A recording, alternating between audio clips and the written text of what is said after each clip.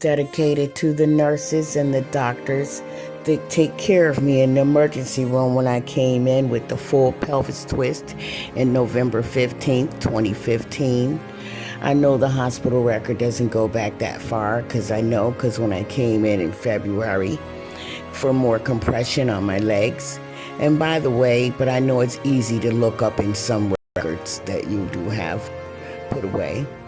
And I have records too, just in case you need them. Ha ha. Yes, of the CDs and the CAT scans. And I just want to say thank you so much to the doctors there that took care of Laurie Ann Denise Johnson, LORRIEANN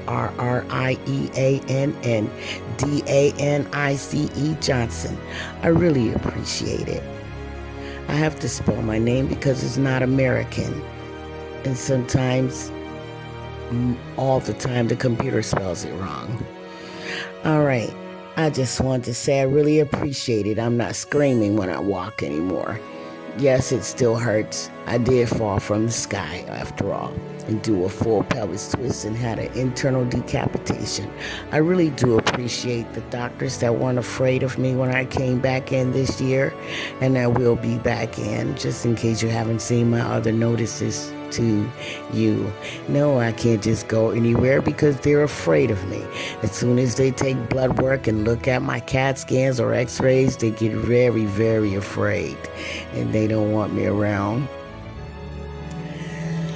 But I want to thank you so much for your courage and your assistance. You know, obviously God works through you because you're brilliant, and I really appreciate it. My body tells that you are brilliant, but I have to come back in because I did some work when I got home, not really understanding how much work you did on my body. In the first 3 days, the anesthesia really had me in and out and not understanding all of what you did. So some stuff got messed up as soon as I got home. But this time I promise when I come in and I'll go and I will relax and just not do anything. I promise. Moving, as in moving furniture, picking up big heavy boxes bigger than me, all kind of stuff like that, because I had no one else to do it. And I really appreciate you. Thank you. This is the song Bird Nature. Right now, I want to talk about the clock inside of me that I've been noticing since I was about 7 or 8 years old. When I would take naps after I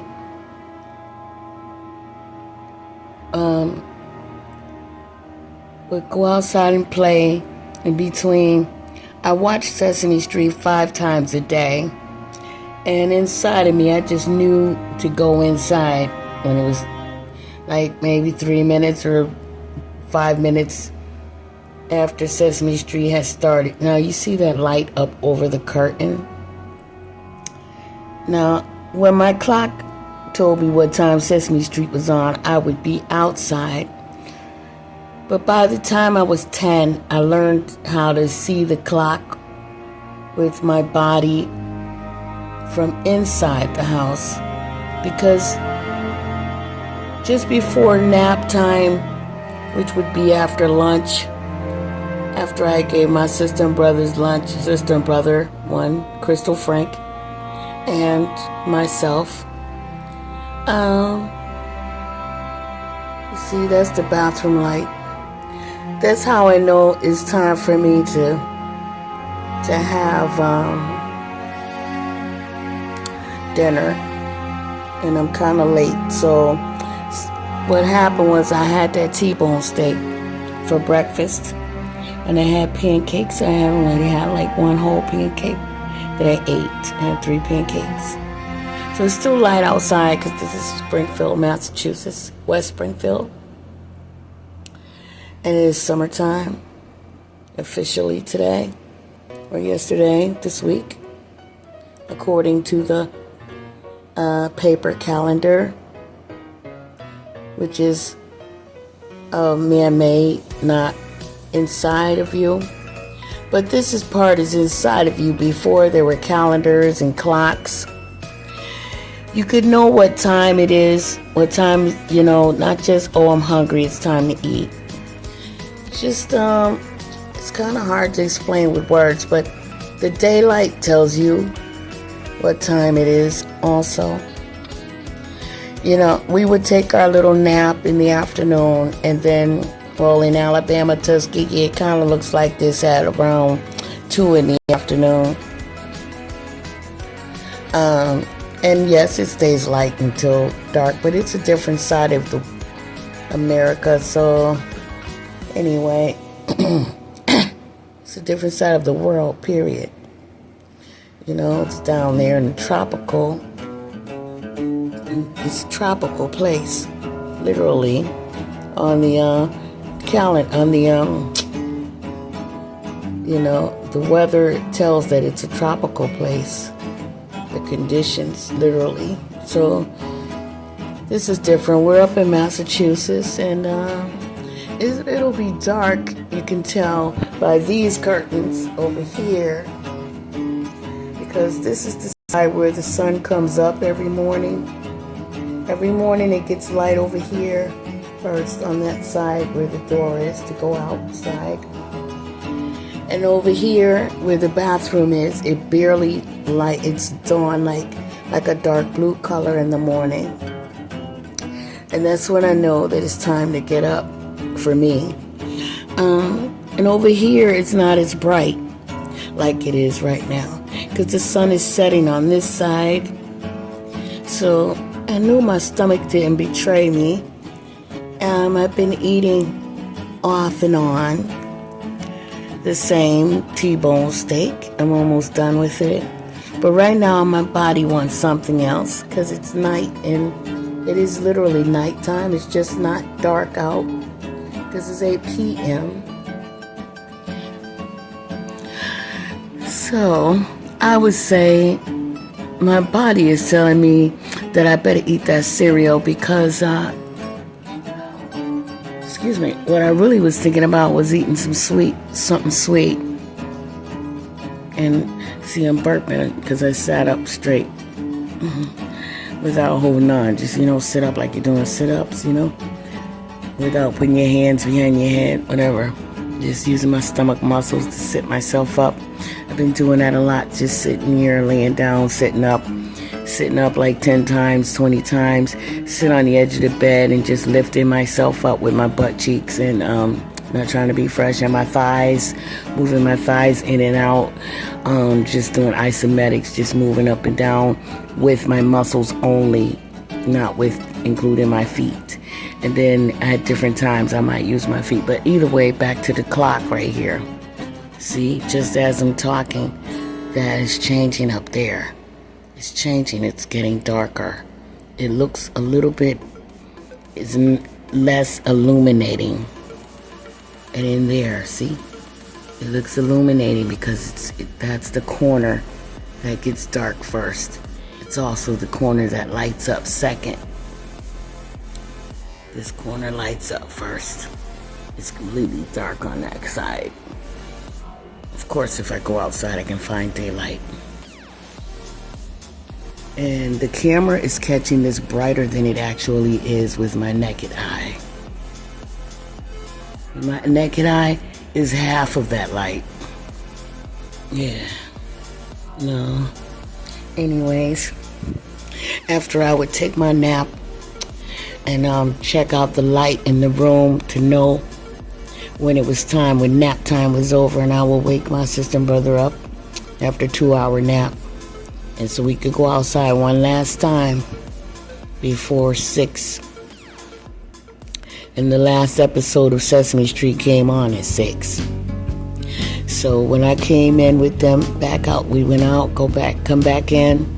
I had dinner, started cooking at 4 o'clock. My mother bought things that was easy for me to cook, you know, because I liked cooking, and I was part of the 4-H club, and I had to practice cooking every day so that, you know, I could get that first prize blue ribbon. I was serious about that, and she supported that. So it wasn't like some people thought it was like some horrible job that my mother forced me, even though my mouth is saying that I like cooking. You know, see, that's how humans, I hate it when people just, you know, I hate that part. Just, I never said I didn't like it. And I don't think it was wrong. Not at all. Because she let me pick out what I wanted when she went grocery shopping. She said, write down on the list what you want. And my list was long. Because I had to make homemade stuff. You know, because in the contest, they had top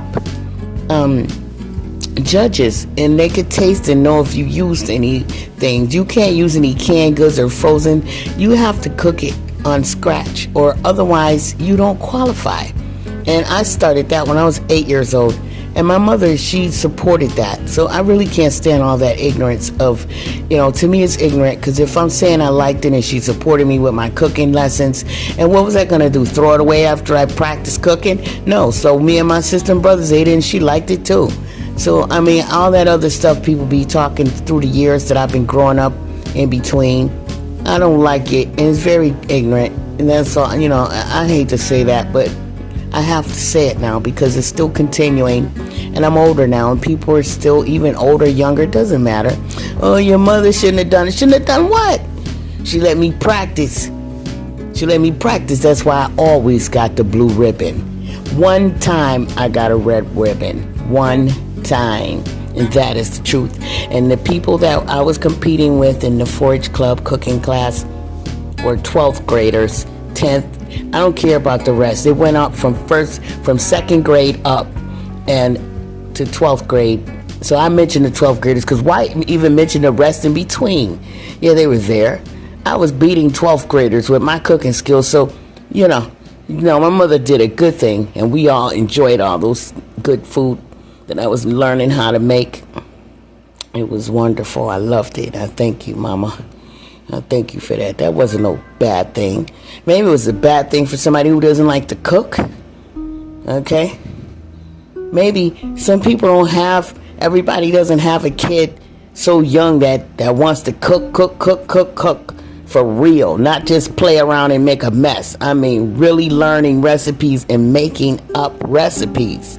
If you never experienced that, don't say that the mother that let their kids do it is a bad mother that made their kids do their job and all this other mess. People are just ignorant. It's just sad. God bless.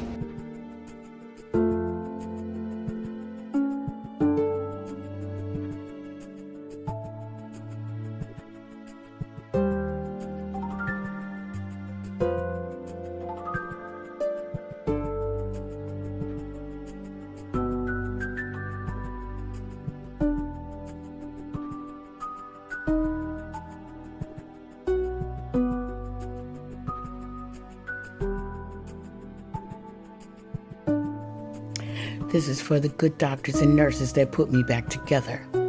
As I said, look what happened. Look what happened when I got up from the morgue in your hospital. Look what wonderful things are happening, and God used you to cause this to happen.